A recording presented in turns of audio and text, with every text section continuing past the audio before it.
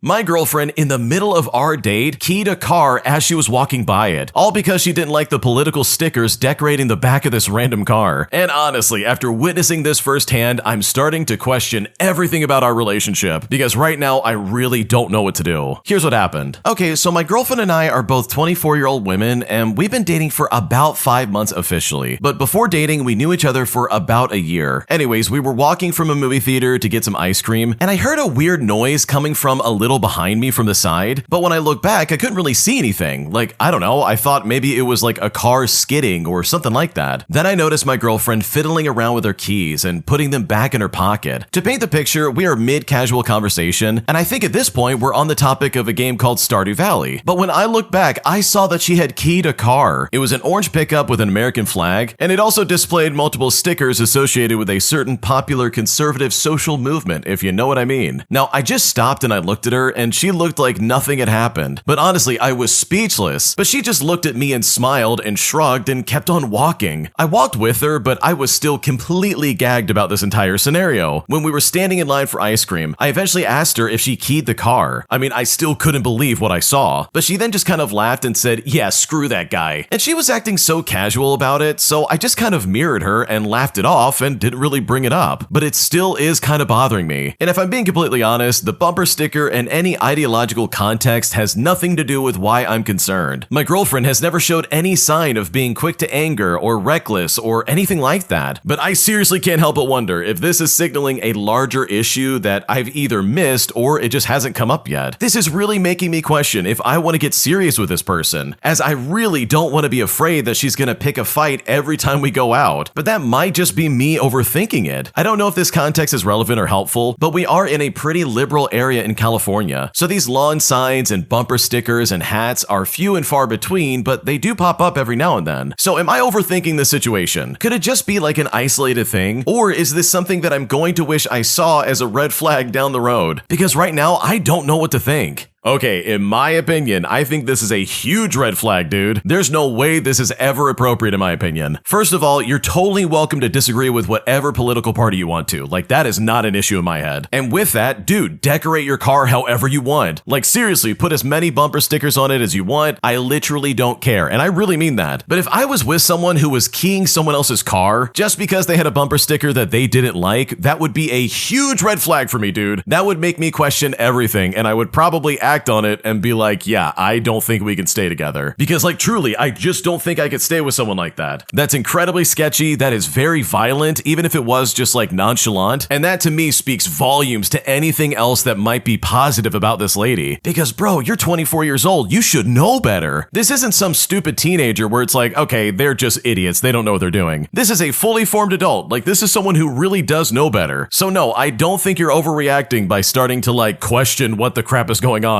Because dude, I'm pretty sure this is not the woman you fell in love with. And I know if I was in your shoes, I would be taking a major step backwards. If you like Am I the Jerk and what we're doing over here, please check out Am I the Genius. It's going to be linked down below in the description. Just click and go ahead and subscribe to them. And also, if you have your own stories you want to submit, go to AmITheJerk.com/submit if you want to submit your own stories. We're reading them all the time and we're picking out the best ones, so trust me, we would love to hear what you have to say. My mom's new boyfriend has been slowly stealing from me over time. And despite the fact that I've presented evidence several times, my mom still doesn't believe me. But after I came home one day and realized my entire PC setup and all of my belongings were gone, I honestly started to freak out because I knew her boyfriend was doing this, but I simply couldn't prove it. And at this point, I just don't know what to do. Okay, so my mom and I have been living alone for about 7 years now, ever since my dad passed away. We've never had a lot of money, but we both worked where we could to make ends meet. My mom especially did a lot of jobs, and one of them was babysitting some kids at our house for a large chunk of our income. Knowing this, I left my room open a lot because I knew kids would love to play in there, and I really just didn't mind.